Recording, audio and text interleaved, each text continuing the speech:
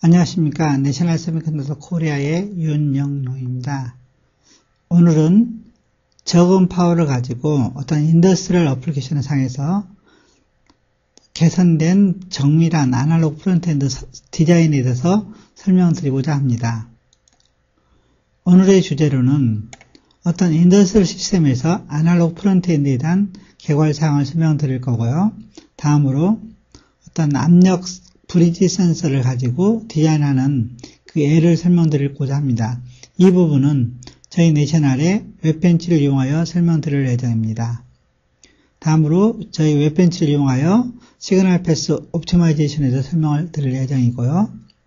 그 다음으로 저희 내셔널이 가지고 있는 AD 컨버터 장점인 사용되는 주파수 또는 클락에 따라서 어떤 파워 컨섬션을 다르게 가져갈 수 있는데요.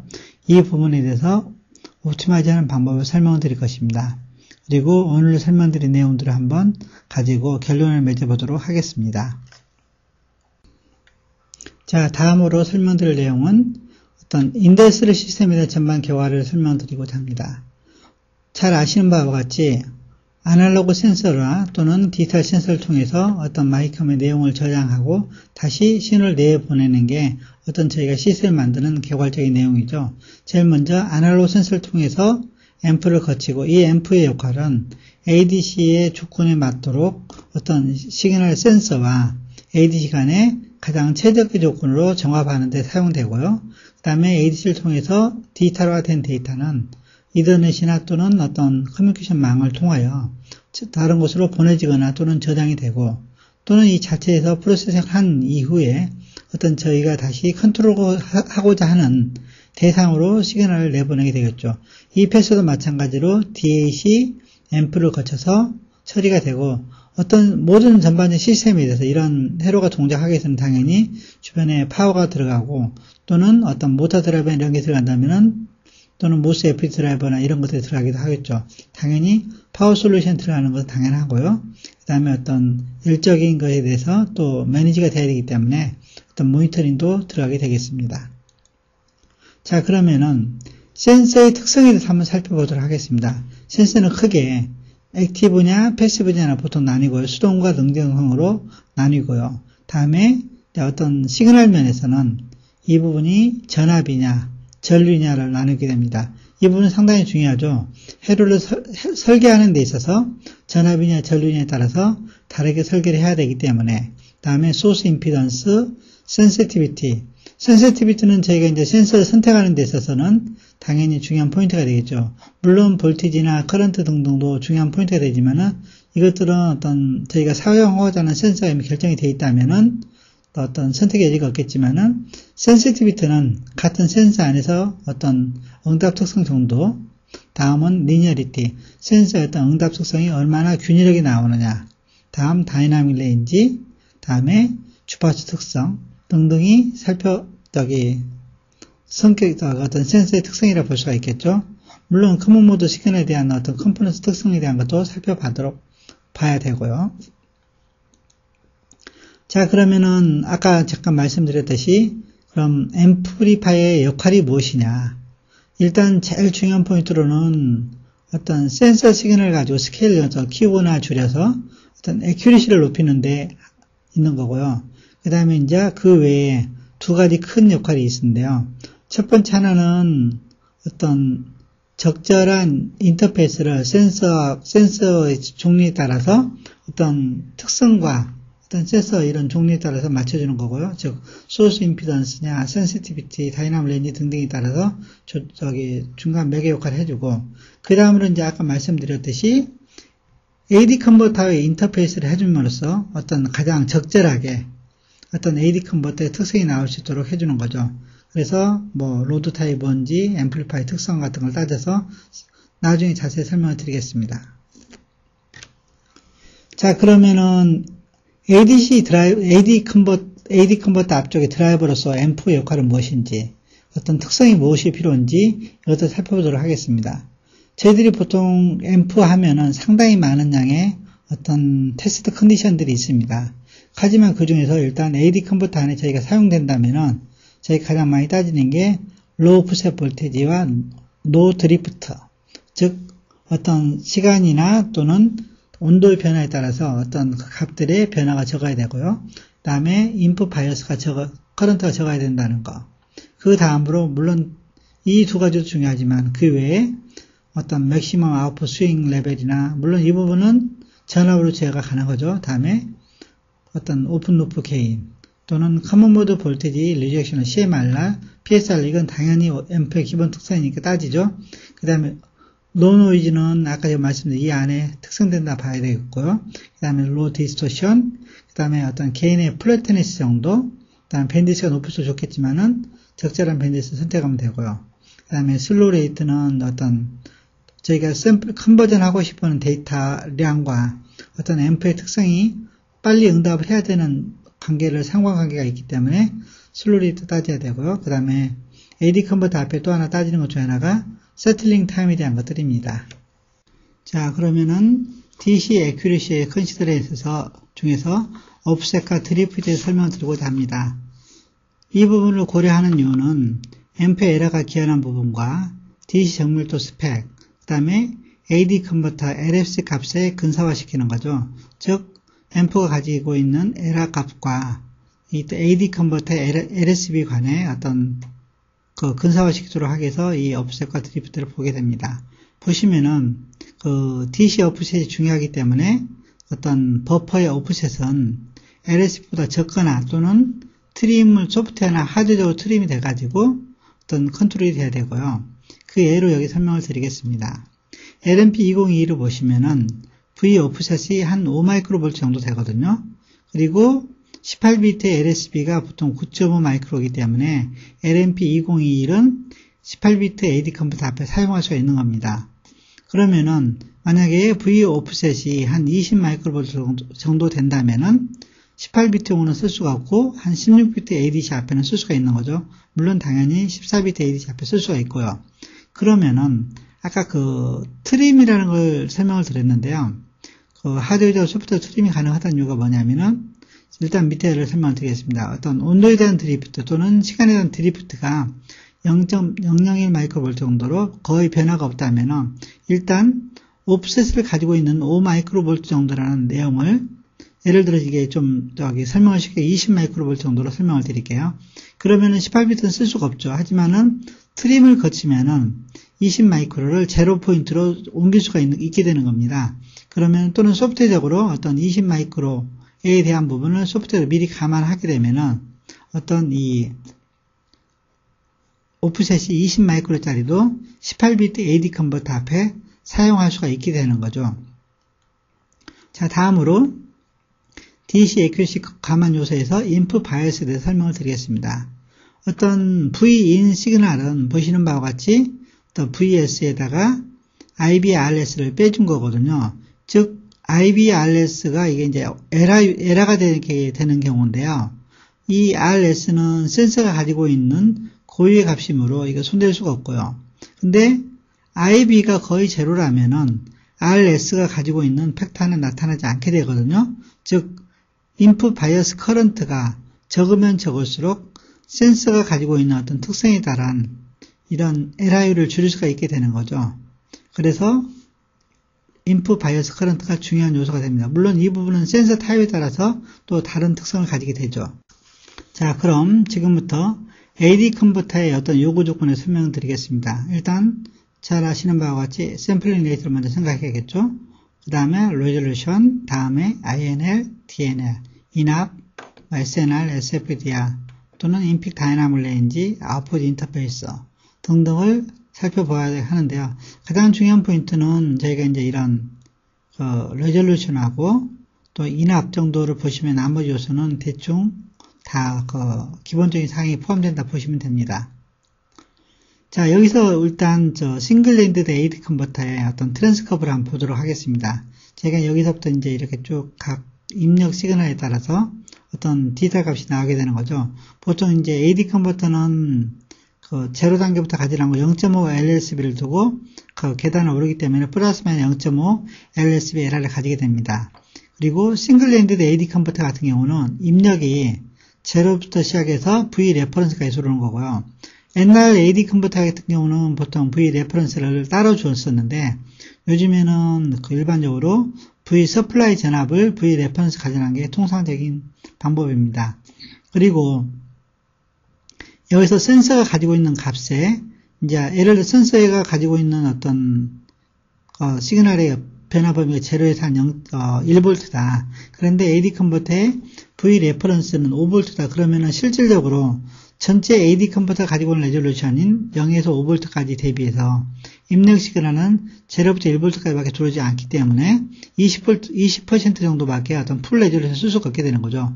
이 경우에 앰프의 게인을 한 5배를 줘서 센서 가지는 미니멈 값과 맥시멈까지 들어올 때 AD 컨버터 가지는 00부터 FF까지 풀 레인지까지 되도록 어떤 앰프를 설계를 해줘야 되겠죠. 자, 여기서 보시면 이제 디퍼런셜 AD 컨버터의 커브입니다. 아까는 0부터 V 레퍼런스까지 쓰셨는데요. 이번에는 마이너스 V 레퍼런스부터 플러스 V 레퍼런스까지 쓸 수 있기 때문에 좀 더 넓은 범위의 어떤 시그널 입력을 받을 수 있습니다. 그리고 디퍼런셜 AD 컨버터의 장점은 이 시그널 레퍼런스가 그라운드가 아닌 관계로 어떤 외부 전원 노이즈나 패턴 노이즈한 노이즈 특성을 많이 감소시킬 수가 있습니다. 물론 이제 다이나믹 렌즈 키울 수 있다는 장점도 되고요. 나머지 여기 비교는 어떤 코드는 간단히 보시면 되고요. 그 다음에 이제 일반적으로 이제 이런 센서 관련해서는 이런 오프앰프를 자주 보게 될 텐데요. 이 앰프는 아까 앞단에 설명드린 일반 앰프와 똑같습니다. 보통 저희가 앰프를 해석을 하실 때 이따 한 앰프를 먼저 보실 때는 이쪽을 그라운드로 이쪽 시그널을 그라운드로 보시면요. 여기가 그라운드면 여기도 그라운드가 되죠. 그러시면 이 앰프 입장에 봤을 때는 일반적인 비반전 증폭기가 되는 거죠. 즉 LMP743 이쪽으로 들어온 시그널은 1 플러스 R1분의 R2의 즉 21배의 게인이 되고 이쪽도 마찬가지로 여기를 그라운드로 보시면은 이 앰프의 또 다른 비반전 앰프가 되니까 1 플러스 R1분의 R2 즉 20배 각각의 20배의 시그널이 증폭이 되는 40배의 증폭이 되는 어떤 그냥 증폭 앰프라 보시면 되고요. 그 다음에 이제 AD 컨버터를 통해 가지고 데이터가 처리가 되는 겁니다. 자, 지금부터 그러면은 아까 목차에서 말씀드린 것처럼 어떤 압력 브리지 센서를 이용한 디자인하는 어떤 설계하는 예를 설명드리겠습니다. 이 부분은 저희 내셔널 웹벤치 툴을 이용하게 되는데요. 저희 웹사이트 안에 가시면은 이런 메인 창이 뜨는데요. 여기 안에 웹벤치 디자인이라는 툴이 있습니다. 그래서 여기서 만약에 파워나 LED, 앰프 등등 많은 디자인이 가능한 부분이 있는데요. 센서를 선택하신 다음에 이제 아까 말씀드린 것처럼 프레셔 센서를 하실 거니까 이것을 클릭하신 다음에 스타트 디자인을 하시게 되면은 이런 쭉 센서가 나오는 창이 뜨게 됩니다. 그 중에서 원하시는 센서, 예를 들어서 어떤 퍼센트나 이런 거에 따라서 이 센서를 선택하시고 그러시면 이제 이렇게 디자인 창이 나오게 됩니다. 여기 보시면은 디자인 리뷰라고 해가지고 어떤 서킷 에큐러시 이런 모든 부분이 나오는데요. 디테일하게 자세히 가서 보시면 이렇게 이제 스케매틱 란을 누르시게 되면은 이제 이렇게 헤르도 하고 그 다음에 이런 부품의 디바이스 등등이 나오게 되거든요. 근데 이제 여기서 만약에 현재는 지금 8비트로 선택이 되어 있거든요. 다음 장에 설명을 드릴 건데 여기를 클릭하시면은 이제 이 홈 페이지로 들어가서 10비트, 12비트 선택을 하셔가지고 어떤 에러율 퍼센트 등등을 볼 수가 있습니다. 자, 현재는 서킷의 애큐러시가 0.43이고 AD 컨버터는 8비트를 사용해서 했을 때 이제 나오는 거고요. 그러면 이제 저희가 타겟이 0.1%인데 너무 높죠? 0.43%. 자, 그래서 이제 저희가 ADC를 아까 제가 말씀드리는 것처럼 12비트로 바꿨습니다. 12비트로 바꿨더니 서킷의 애큐러시가 0.02 아주 대단히 훌륭합니다. 하지만은 너무 필요 이상을 정밀하죠? 그래서 이번에는 이제 여기 이제 아까 제가 말씀드린 이 창을 들어가시면 이제 이게 8비트, 10비트, 12비트를 순서대로 바꿀 수가 있고 그러면 여기 결과가 나오게 되거든요. 저희가 10비트로 이제 내용을 바꿨습니다. 그랬을 때 애큐러시가 한 0.1, 저희가 딱 원하는 애큐러시가 나오죠. 그러면은 거기에 따라 해로, 그 다음에 BOM 모든 게 나오고 그 안에서도 리뷰를 해볼 수가 있습니다. 자, 그러시면 이제 아까 말씀드린 것처럼 여기 10비트, 12비트, 14비트에 따라서 어떤 토탈 에러율이 여기 표시가 되고, 바꾸시면 이제 이런 조건들을 다 바꾸셔가지고 비교해 볼 수가 있습니다. 그래서, 이 경우는 10비트 앰프에, 10비트 ADC에 OP-앰프는 LMV796 정도 사용하면 된다. 이런 회로 설계가 되는 거죠. 그러시면 이제 이 회로를 그대로 갖다가 쓰시면 되기 때문에 아주 쉽게 설계를 할 수가 있고, 그 다음에 미리 저희 웹2를 이용해가지고 개인 에러나 시스템 이제 파워 서플라이 또 어떤 파워 소비 등등을 모두 계산해 볼 수가 있으시고, 그 다음에 그러면 이제 앞단에 보통 OP-앰프를 뭘 써야 될지 이 부분이 많이들 이제 그 고민하는 포인트 중에 하나거든요. ADC는 좀 써봤으니까 고르면 레졸루션 보고 고르면 되겠는데, 도대체 앰프의 특성을 보시면은 너무 많은 내용들이 들어있죠. 그래서 사실상 앰프 고르는 게 좀 이 아날로그 엔지니어들한테 쉽지는 않거든요. 하지만 저희가 가장 적절한 OP-앰프를 골라드립니다. 자동적으로. 그러면은 LMP2021이나 LMV796 정도를 사용하시면은 이 원하는 특성이 나오려고 설명이 되어 있습니다. 자, 다음으로 이제 시그널 패스 옵티마이제이션 설명을 드리겠습니다. 자, 여기 회로를 보시면은 또 어떻게 보면 좀 상당히 복잡해 보이시죠? 하지만은 여기 하나씩 떼놓고 한번 설명을 드릴게요. 이것은 2.5V 레퍼런스고요. 일종의 이제 전류원으로 이제 소스가 사용이 되는 거고요. 그 다음에 이제 이 OP-앰프는 보통 보면은 일단 압력 센서 쪽의 OP-앰프에서 많이 나오는 거거든요. 아까 한번 설명을 드린 것처럼 저희가 이제 앰프를 해석을 할 때는 둘 중에 하나를 먼저 제로로 놓으시면 됩니다. 그래서 이쪽 소스가 없다고 제로로 놓으십니다. 이렇게 여기를 제로로 놓으시면은 여기가 그라운드잖아요. 그러면 OP-앰프는 항상 이 두 개는 가상적으로 쇼트라 보는 거죠. 그럼 여기가 그라운드가 됩니다. 이 부분이. 그러면 이 앰프를 한번 보세요. 이 부분이 R1으로 보시고, 다음에 이 부분을 R2로 보시면은 이 OP-앰프의 어떤 특성은 1 플러스 R1분의 R2인 결과가 나오는 거죠. 여기는 항상. 그리고 이쪽도 마찬가지로 반대로 해석을 해보시면은 여기도 1 플러스 R1분의 R2, 즉 이쪽에 디퍼런셜 인풋에 R1분의 R2의 어떤 개인이 나오는 어떤 그냥 앰프가 됩니다. 그러면은 이 자체도 또 차동 앰프가 되거든요. 물론 오늘은 제가 OP-앰프를 설명을 드리는 게 아니니까 간단하게 설명을 이 정도로 마치고, 그래서 AV는 1 플러스 R7분의 2배의 R5가 되고, 다시 또 뒷단에서 R2분의 R1의 배로 나오게 되는 이런 전체 회로가 됩니다. 상당히 큰 개인이 되는 거죠. 다음에 뒷단은 이제 ADC를 쓰시면 되는 거고요. 자, 그러면은 여기서는 이제 클로즈 루프 밴드위스에서 설명을 드리겠습니다. 일반적으로 앰프 자체가 이제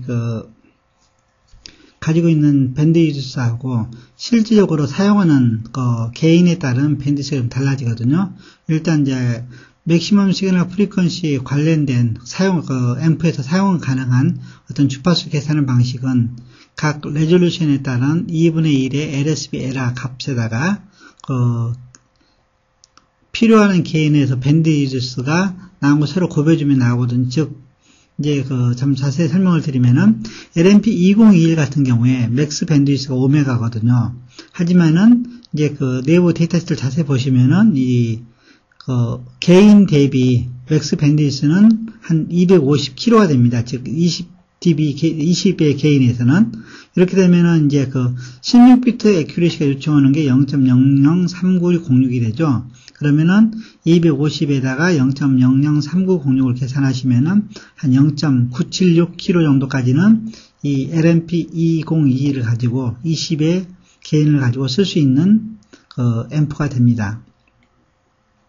자, 다음으로 ADC 내부에 있는 캐패시터로 해서 어떤 차저나 또 디핑이 생기는 것에 대한 설명을 드릴 예정인데요. 일반적으로 앰프가 가지고 있는 드라이버 빌드가 좀 낮습니다. 그러다 보니까 내부 캐패시턴스에서 이렇게 딤핑이 생기게 되거든요. 이러면 이제 에러가 되는 거죠, 시스템이. 그래서 이제 이 부분을 없애주기 위해서 많이 쓰는 방법 중에 하나가 이렇게 앰프 뒷단과 그 ADC 앞단 사이에 RC를 놓게 됩니다. 물론 이렇게 되면은 응답 속도는 좀 느려지겠지만 어떤 이런 에러는 여기 샘플링 클락 에러는 없어지는 거죠. 그러면 이 R과 C 값을 어떻게 선정할 것이냐, 이것은 저희 많은 계산식에서 정의가 되어 있거든요. 물론 이 식을 뭐 이렇게 하나씩 다 뭐 설명드려도 될 텐데, 간단히 수식만 알고 계시고 쓰시면 되니까, 일단은 CF는 항상 내부 인풋 캐피시턴스 10배 이상을 쓰시는 거 잊지 마시고, 그 다음에 RF 값은 이 계산식보다 적은 값을 사용하시도록 해주시면 됩니다. 자, 그러면은 파워라인 노이즈에서 나타나는 현상을 살펴볼 텐데요.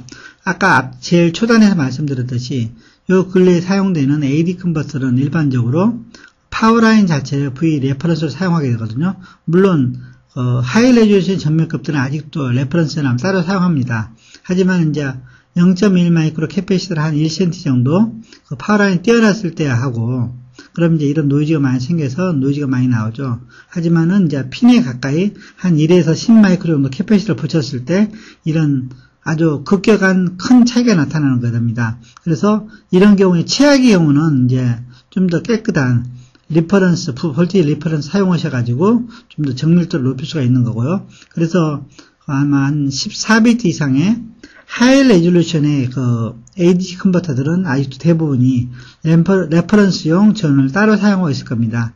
즉, 어떤 레퍼런스가 깨끗해야지만이 정확한 계산값이 나오는 거거든요.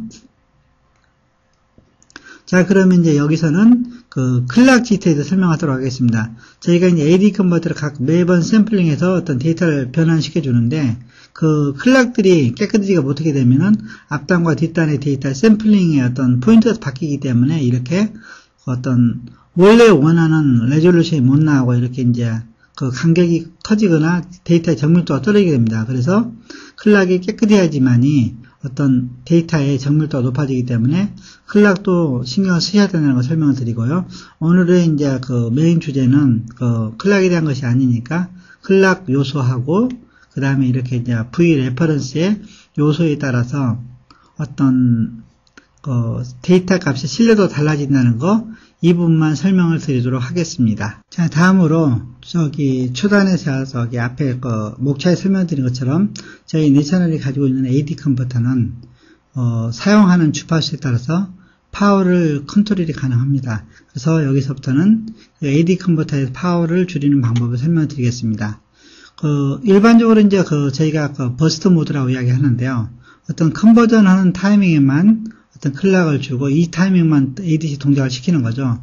그리고 실질적으로 어떤 데이터 레이트가 예를 들어서 뭐 한 1km 정도의 레이트로 변화를 시켜야 된다 그러면은 좀 더 하이 주파수의 짧은 시간에 하이 클락으로 거기 데이터 컨버전 이루고 그 중간에 쉬고, 물론 여기와 여기 사이가 1km면 되겠죠. 그 다음에 파워 다운이 들어가고, 그 다음에서 데이터 컨버전 이루게 되면은 AD 컨버터 자체의 어떤 컨버전 레이션이 높기 때문에 짧은 시간에 어떤 데이터를 컨버전 일으킴으로써 실제로 데이터가 샘플링 되는 데이터는 로우 레벨이지만은 실제로 그 짧은 순간에만 하이 프리퀀시로 동작을 시킴으로써 중간에 파워 부분을 사용하지, 중간에 파워 다운 모드 들어감으로써 어떤 파워 세이브를 이룰 수가 있습니다. 즉, 에버리지 파워라는 것은 액티브 파워에다가 쓰는 액티브 시간 플러스 파워 다운 시의 파워하고 퍼센트를 계산하시면은 전체 파워가 나오거든요. 여기 계산해 놨으니까 보통 저희가 파워 다운을 사용함으로써 한 99.2%의 어떤 시간 동안은 쉬고 0.8% 시간만 실질적으로 액티브를 사용하시도록 할 수가 있습니다. 그러면은 한 56 마이크로와트 정도의 파워로서 어떤 AD 컨버터를 동작시킬 수가 있게 되는 거죠. 자, 그럼 이제 에버리지 파워 컨섬션이라는 것을 이제 다시 한번 설명을 드리면은 전체 구간에서 이 구간만 동작을 시키고 셧다운 들어가고 파워 다운 들어가고 이 구간만 동작을 시키고 파워 다운 들어가고 이 구간만 동작을 시키기 때문에 나머지 이 부분에서는 파워를 소비하지 않기 때문에 이때만 파워를 가지고 전체적으로 계산하시게 되면은 이 부분이 에버리지 파워가 되는 것입니다. 자, 그러면 이제 그 결론을 설명드리고자 합니다. 일단, 디자인을 하는 데서 신경 쓰셔야 할 부분이 센서와 앰플리파이어를 어떻게 매칭을 시키고 어떤 ADC를 사용하실 거냐, 센서 매칭 관계 중요하고요. 그 다음에 앰플리파이어, 업셋, 드리프트, 크로즈 루프, 밴드위스 등을 아까 제가 말씀드렸듯이 이제 GBW와 실질적으로 쓰는 개인회사의 어떤 주파수 부분이 다르다는 걸 감안하셔가지고 또는 샘플링 레이트까지 감안된 어떤 앰플리파이어를 선택하는 걸 설명을 드렸고요. 그 다음에 ADC 레졸루션과 어떤 다이메널 렌즈에 대해서 제가 설명을 드렸고, 그 다음에 이제 마지막으로 제가 설명드린 내용이 어떤 AD 컨버터를 버스트 모드로 사용함으로써 로우 파워로 동작시킬 수 있다는 걸 설명을 드렸습니다. 자, 이제 혹시 이제 보다 많은 어떤 자료가 필요하시면은 저희 내셔널에서 아날로그 관련된 많은 부분을 공급하고 있는데, 특히 이제 오늘 설명드린 센서, 앰플리파이어, AD 컨버터, 그 다음에 웹펜치 툴에 가시면은 아까 제가 그 어떤 AD로 설명드린 것처럼 어떤 실제로 시뮬레이션 하셔가면서 볼 수가 있고요. 그 다음 저희가 온라인 세미나를 해가지고 오늘처럼 설명드린 내용들을 전부 온라인 세미나 칸에 올려놓기 때문에 직접 웹사이트를 방문하셔가지고 보실 수가 있습니다. 이 장시간 들어주셔서 감사합니다.